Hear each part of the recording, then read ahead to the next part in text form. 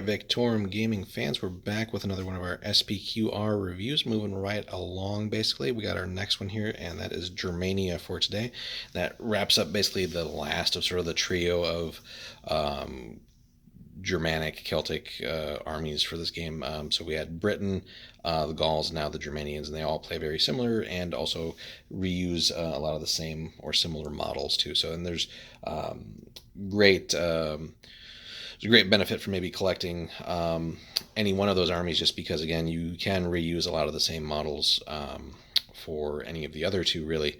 Although Germania, as we'll see in the list here, does have fewer options than the other two as far as units are concerned. But nonetheless, makes collecting one of them really cool, because then you really could play either of the other two armies potentially too with some add-ons. So really cool. So as usual, we get our little history lesson and a little bit of background. So especially like Battle of the Teutoburg Forest, really cool there as part of that history. And then we jump in and look at the warband. So again, it's going to be another one of those horde type armies. You do have access to some moderately elite type units depending on how you want to upgrade them, but by and large, again, this is more sort of horde tactics. So again, quantity will be your quality here. So we get our hero, and as we've seen with the last several factions, slightly discounted at 45 denarii versus 50 for a lot of the other factions. Again, business end really, melee +2, 2 melee dice, solid agility and bravery, no base armor, and the stocks are 2 wounds. And again, this is more of a toolbox character. No, doesn't come with anything for those 45 denarii, and then you can upgrade and customize to your heart's content here. So again, you get several options. You got small shields, leather armor, chainmail, helmets, short spears, daggers, axes, which is really cool for this faction.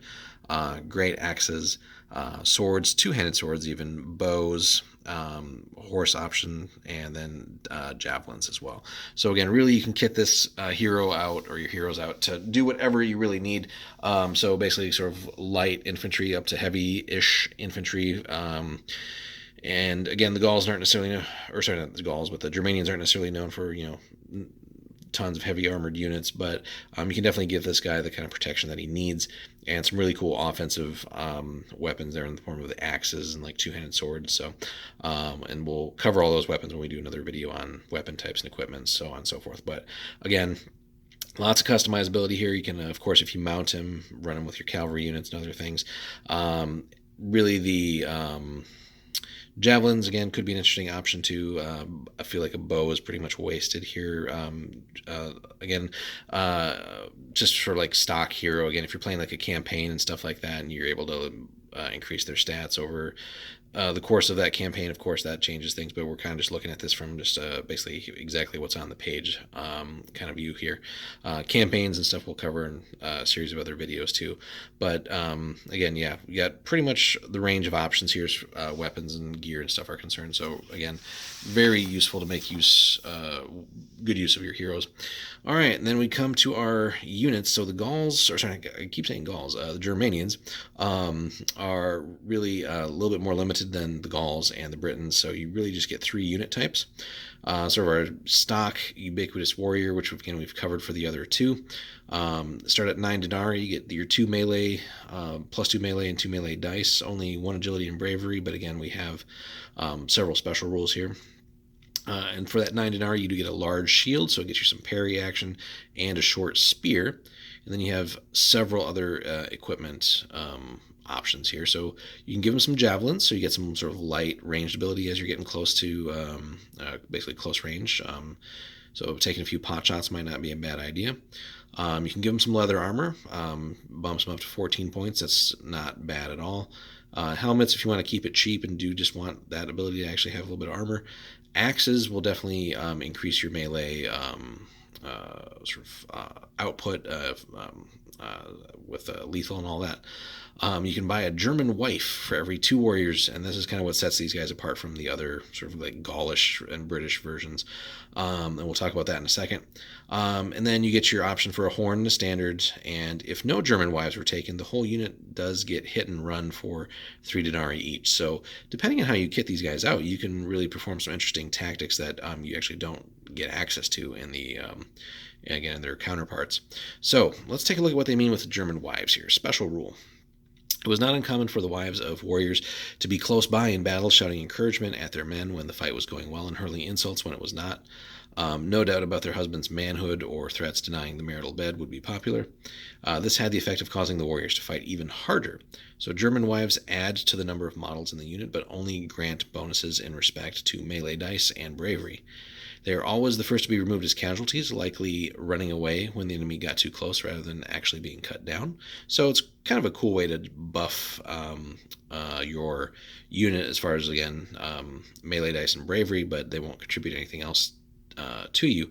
But again, you get one for every 2 warriors, so you do have to spend some points to get those warriors in the first place. You do have the option to go skyclad as well. So again, if you're naked, basically, no armor, other than your large shield, you get a +1 bonus to your melee. So if you want to just kind of go all out on offense, no armor, +3 melee, and then if you took something like an axe, for example, this could be a pretty hard-hitting unit in close combat. And then they also have the strength in numbers and wild charge rule. So you're loaded down with special rules for your Germanian warrior unit. So really cool. So in some ways they might be better than their counterparts, but strength in numbers, again, basically if you have 10 or more models, you get +1 to your bravery, and 20 more, +2 to your bravery. And so that could be a really nice bit there. So another way to, again, sort of buff out the numbers of your unit is by buying those German wives, just to get maybe over 20 if you can't afford the full-on price of your warriors. So bravery will take care of itself there, assuming you invest the points for the unit size. And then last but not least, wild charge, which again, combined with if you go skyclad and axes and stuff like that and charging in, it could be just absolutely brutal. But a unit of warriors that charges gains a bonus melee dice for each model in the unit, regardless of whether they get into contact with an enemy model.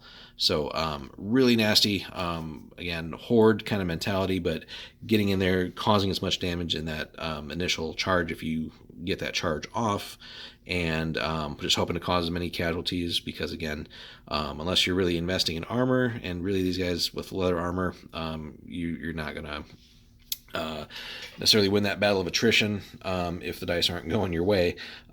So you definitely want to get in there and cause that damage on that initial charge. But lots and lots of units of these guys at appropriate size could be a scary proposition.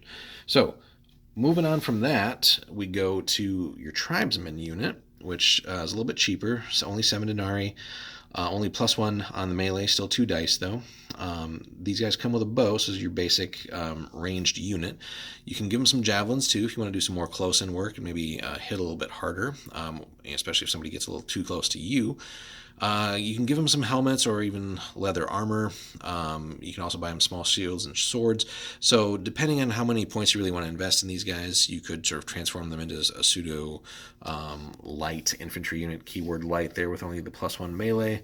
But it's questionable, if you went sort of full upgrades here, leather armor, small shield, and sword, that's another 11 points plus the 7 for the base. So 18 points for a unit that isn't necessarily going to hit all that great in combat, but it does have some parries, so it's questionable, but you can be firing shots on your way in too. So they do have hit and run and the strength of numbers rule, so some interesting options there. So definitely a good backup to the warrior units, but these guys really are going to be sort of your center of the line units, definitely more on the flanks, going out maybe covering some objectives, dealing with enemy skirmishers and flankers and things like that. And then you get your mounted option for the Germanians, so clocking in at a even 20 denarii, only +1 range, +2 melee, 2 melee dice, no extra agility, bravery +1, and +1 armor. And then these guys, for your 20 denarii, you get the horse, a short spear, and a small shield. So a little bit of parry there, a little bit of offensive power when you get the charge off. You can give them some javelins if you do want that ability.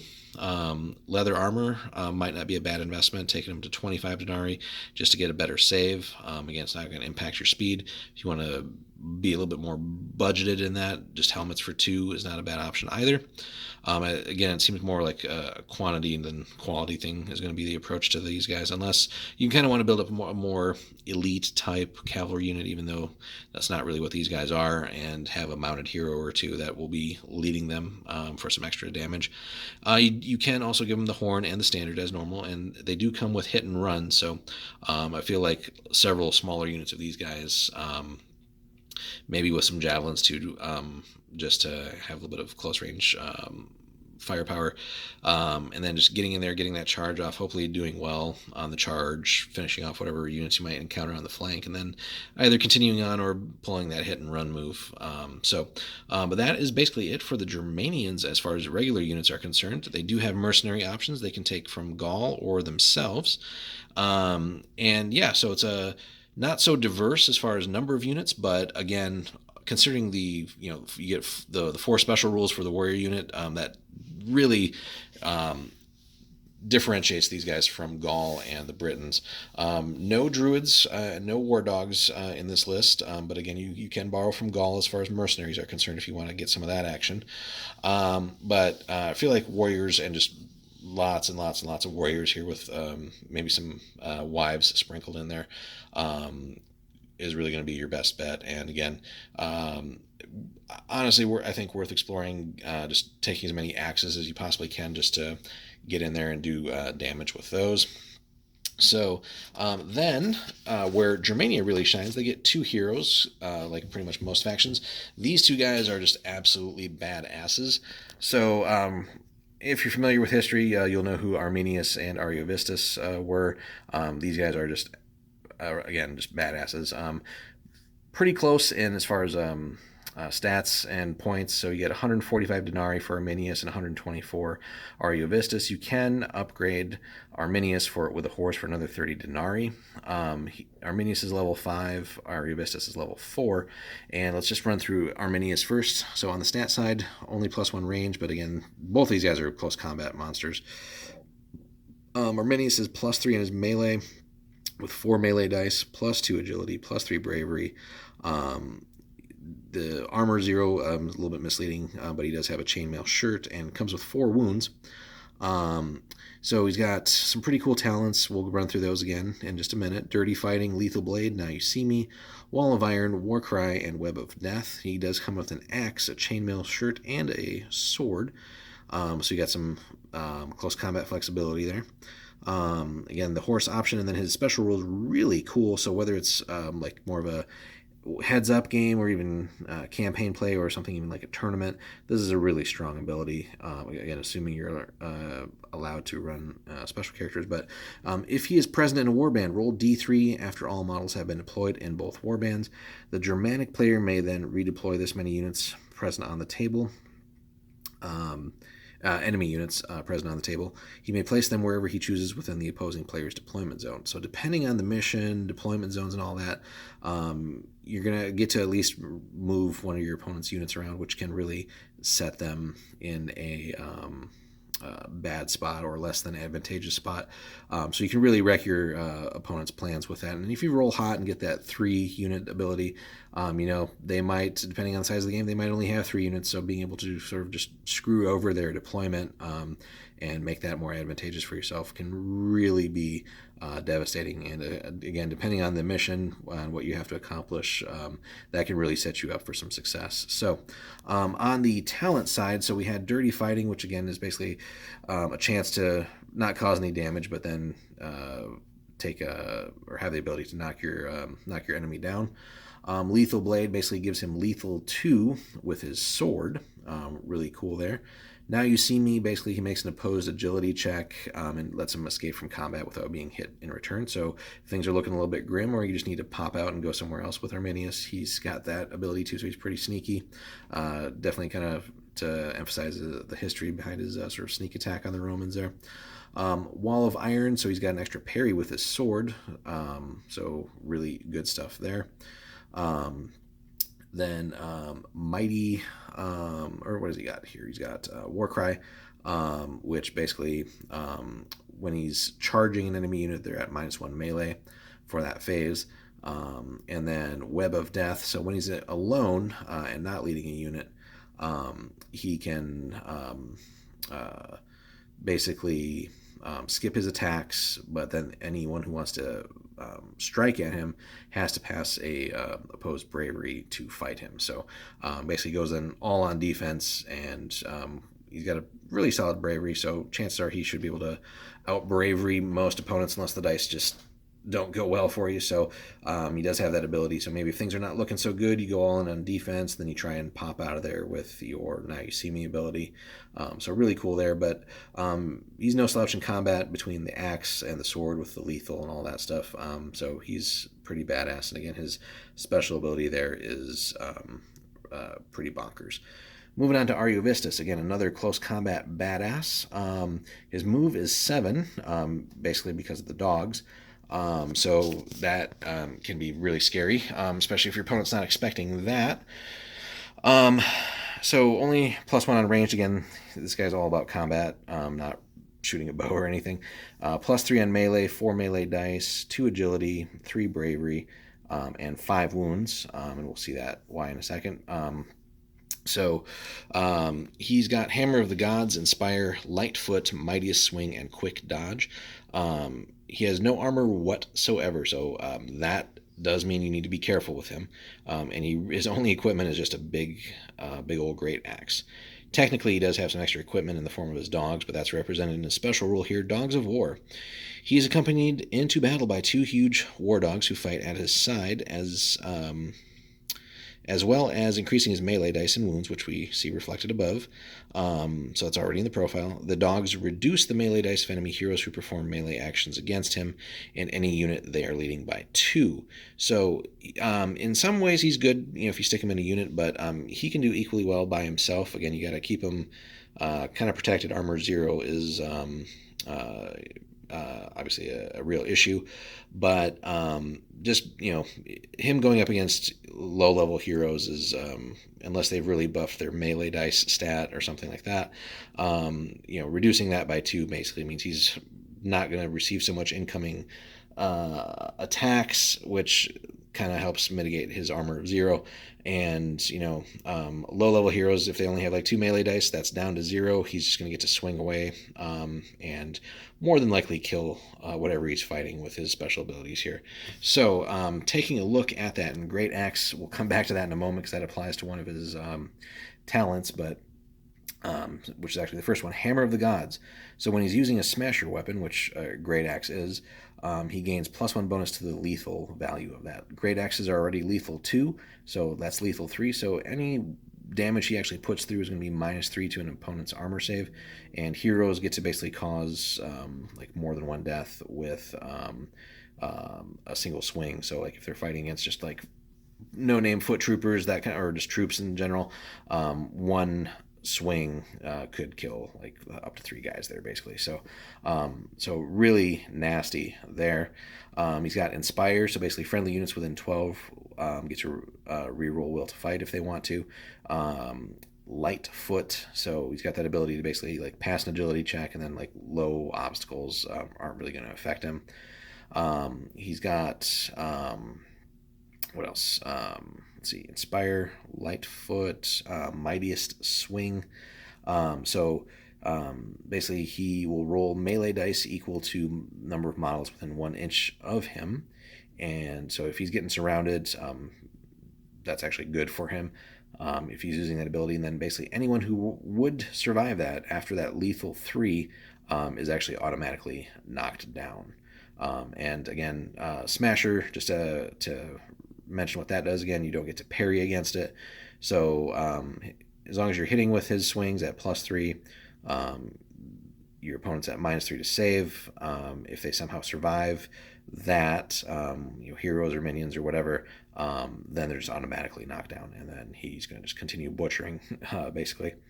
Mightiest Swing, that was that one. And then we have Quick Dodge, where basically he's at -1 versus like ranged weapons when he's out in the open. Obviously, if he has cover, he's got cover. But so yeah, even just standing out in the open, it's going to be harder to hit him with missiles. and especially at long range too. So, and with his 7-inch move, he can definitely get around as well. So, yeah, here you got a couple of really badass heroes for the Germanians. Run one or both of them. They each have their uses, both really nasty in combat and in different ways. Armenia seems more like your kind of like army type leader, whereas Ariovistus seems like he wants to be more by himself and on the flanks, maybe leading a couple of or being around a couple of like more skirmish type units like your tribesmen. And with his speed, really, he could almost keep up with cavalry too. And then just getting in there, and basically this guy will just hunt down and butcher light troops, or even, well, I mean, even like small units by themselves, stuff like that. Even with armor, and this guy is just like pure death for like low level heroes, or even more advanced heroes with more bigger stats and stuff like that. So I mean, even a hero. An opposing hero coming in with 4 melee dice is going to be down to 2 melee dice because of the dogs. So he just has a huge advantage there. So, and then again, that axe not allowing parries, and lethal 3, he's going to make short work of a lot of heroes. So definitely want to try and isolate this guy and take him down before he starts doing damage. So that is our review of Germania. Hope you guys liked that and found that useful. We will have more content coming soon for SPQR. And if you guys like the video, hit us with a like and a subscribe if you haven't already, and then stay tuned for more content.